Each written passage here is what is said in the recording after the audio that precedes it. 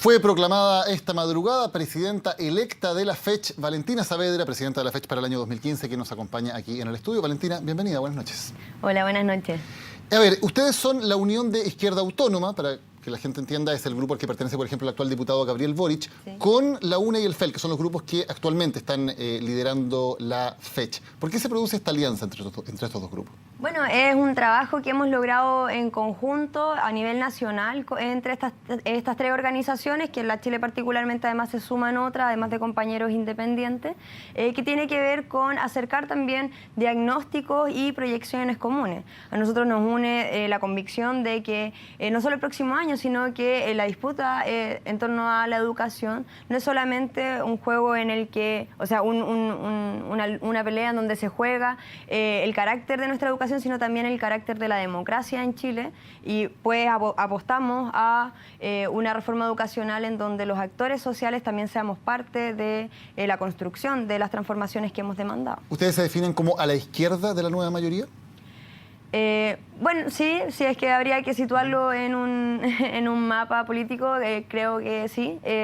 Bueno, sí, efectivamente no consideramos a la izquierda de la nueva mayoría como totalidad, porque creemos también que hoy en Chile particularmente se ha dado esto de que existen dos coaliciones y no existen efectivamente actores políticos, fuerzas políticas activas que estén representando también a las demandas de los movimientos sociales sin que representarlas en el escenario político signifique entrar a una de esas coaliciones o delegar finalmente nuestras demandas. El movimiento del 2011 puso una serie de demandas sobre la mesa: la educación como un derecho social, el fin del lucro, la educación gratuita, entre otros puntos. Al menos en el discurso, el gobierno está de acuerdo con todos esos puntos. Está de acuerdo con que la educación es un derecho social, está de acuerdo con que sea gratuita incluso en las universidades, está de acuerdo con el fin del lucro. ¿Qué los separa a ustedes si el gobierno, al menos en lo que dice, está cumpliendo con las demandas del 2011? Mira, bueno, o sea, yo creo que lo fundamental es ver también los hechos. Nosotros, claro, este año comenzamos con un nuevo gobierno en el escenario nacional, en que nos viene a plantear que van a traer todas las soluciones a nuestras demandas. Sin embargo, vemos que en los hechos este gobierno ha priorizado llegar a acuerdo con quienes están en contra de esas demandas y que finalmente no escuchan a los movimientos sociales y a los actores sociales para hacer las transformaciones que estos mismos han puesto sobre la mesa. En ese sentido, nuestra apuesta es que el gobierno se abra a un acuerdo social democrático con los distintos actores de la sociedad, con los distintos actores de la educación, es decir, con los rectores, con los profesores, con los estudiantes, padres y apoderados, para que efectivamente una reforma educacional transforme los pilares de nuestro modelo educativo y no solamente regule el sistema privado, regule el modelo actual. Tú mencionas a los padres y apoderados, pero hay al menos un grupo de ellos, de hecho varios miles marcharon en Santiago, que están contra algunos de los elementos fundamentales de la reforma. ¿Cómo se puede decir entonces? Porque tampoco se ha formado un grupo alternativo cohesionado de padres que sí estén apoyando las demandas de la reforma. ¿Hay una debilidad ahí? Bueno, yo creo que la conformación de enemigos, entre comillas, de lo que está haciendo hoy la reforma educacional, creo que se debe también a cómo ha tratado o cómo ha comenzado el gobierno a ejecutar esta reforma. Nosotros vemos que el gobierno en este primer año, después de un montón de ambigüedades, de que nadie sabía con quién se iba a poner de acuerdo, llega a un acuerdo con los sectores más conservadores para hacer un primer proyecto de ley que lo que logra es regular el sistema privado y en ningún caso prioriza fortalecer la educación pública. En ese sentido, a nosotros nos parece que es ilógico o contradictorio. Valentina, te tengo que interrumpir un solo segundo. Vamos a hacer porque está en este momento la presidenta Bachelet llegando a la cena de la industria de la SOFOFA. Queremos mostrar esa imagen porque es algo que está ocurriendo absolutamente en vivo. Ahí vemos la llegada de la presidenta Bachelet junto al ministro de Hacienda y al ministro de Economía también y a las autoridades de la SOFOFA. Vamos a volver con ello en algunos minutos. Ahí está la llegada entonces de la presidenta Bachelet a una cena además especial por el ambiente tenso que se ha vivido entre gobierno y empresarios en los últimos días. Perdona, Valentina, retomamos la conversación con Valentina Saavedra, presidenta electa de la FEUC. Precisamente, perdón, de la FECH. Las elecciones de la FEUC se están desarrollando hoy, paralelamente. En el caso del rol que tiene la Iglesia Católica en esta reforma educacional, hoy la Iglesia está diciendo que está presentando al Mineduc 52 indicaciones para corregir la reforma al Senado sobre temas como, por ejemplo, la reposición de la posibilidad de arrendar los colegios. ¿Tiene un rol importante la Iglesia Católica en esto y es correcto que el gobierno negocie y se ponga de acuerdo con la Iglesia? Yo creo que acá el gobierno lo que tiene que hacer, o sea, el gobierno ganó diciendo que nos iba a dar educación pública, gratuita, de calidad, fin al lucro, y lo que nosotros apostamos es que el gobierno acceda a ponerse de acuerdo con los actores que hoy defienden esos mismos principios y no solamente utilizando esas consignas o poniéndole el título a los proyectos de ley que digan fin al lucro, sino que efectivamente se erradiquen el lucro en educación, en que, por ejemplo, se repongan cuestiones como la posibilidad de arrendar instituciones. Es una contradicción. Y que el mismo gobierno también dijo que lo quería reponer en el Senado. Eso nos parece una contradicción porque esa es la vía por la cual la mayoría de las instituciones ha lucrado durante todo este tiempo en la educación, y por lo tanto, si uno quiere efectivamente erradicar el lucro en nuestro sistema educativo, tiene que entonces eliminar todas las vías por las cuales se lucra. Cuando el gobierno el próximo año, y cuando seas tú presidenta de la FECH, probablemente sea el momento en que el gobierno envíe al gobierno, el gobierno envíe al Congreso los proyectos que tienen que ver con las universidades y concretamente con la educación gratuita en las universidades. Este lema, educación gratuita en las universidades, ¿cómo se lleva a la práctica?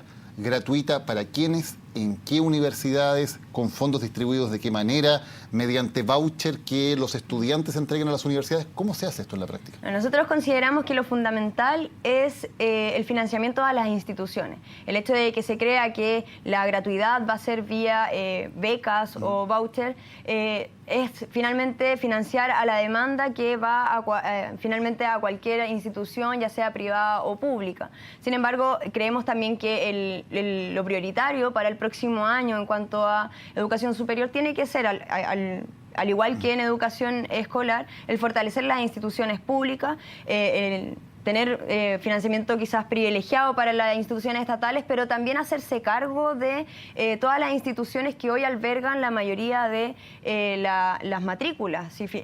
Uno no puede desconocer de que finalmente la mayoría de nuestros compañeros y compañeras asisten a universidades privadas y en eso también el Estado tiene un rol en primer lugar de regular cómo esas universidades hoy rigen, es decir, tener términos mínimos de democracia, de acceso, de que estas no sean efectivamente un negocio, por lo tanto eliminar el lucro, que era algo que hablábamos anteriormente, y en ese sentido, claro, fortalecer educación pública y también regular, porque claramente nosotros no estamos en contra de un sistema mixto. El problema hoy central es que no existe un sistema mixto en Chile, sino que es un sistema hegemónicamente privado. ¿Pero qué se hace con, por ejemplo, universidades donde efectivamente hoy estudian muchos jóvenes chilenos, fundamentalmente de clase media y de escasos recursos, que son universidades de bajo nivel de calidad, que han lucrado? ¿Qué se hace con esas universidades en concreto? Bueno, yo creo que el paso a seguir que debiese haber, obviamente mantengo la idea de que se tiene que fortalecer la educación pública, porque de esa manera también cuando se regula el sistema privado, las familias tienen una opción en el sistema público donde albergarse y tienen una opción viable para educar a sus hijos. En cuanto a las universidades que tienen fines de lucro, cuando efectivamente es un delito, creo que lo fundamental es que estas instituciones no tengan como este permiso formal de ser universidades, porque finalmente son proyectos que son lucrativos, no son proyectos educativos. ¿Hay que cerrar entonces esas universidades? Yo creo que esas universidades, que por ejemplo lo que pasó, no sé, con la Universidad del Mar, finalmente terminan estando en crisis porque es un negocio que se está haciendo con la educación de nuestra familia, y en ese sentido es necesario que el Estado también intervenga y se ponga los pantalones, porque ahí también hay estudiantes que no tienen la culpa de que los dueños de ciertas instituciones hayan optado por utilizar nuestra educación como un negocio. Precisamente por eso es la pregunta. ¿Qué pasa con esos miles de estudiantes que hoy están estudiando precisamente en esas universidades? Además se están endeudando.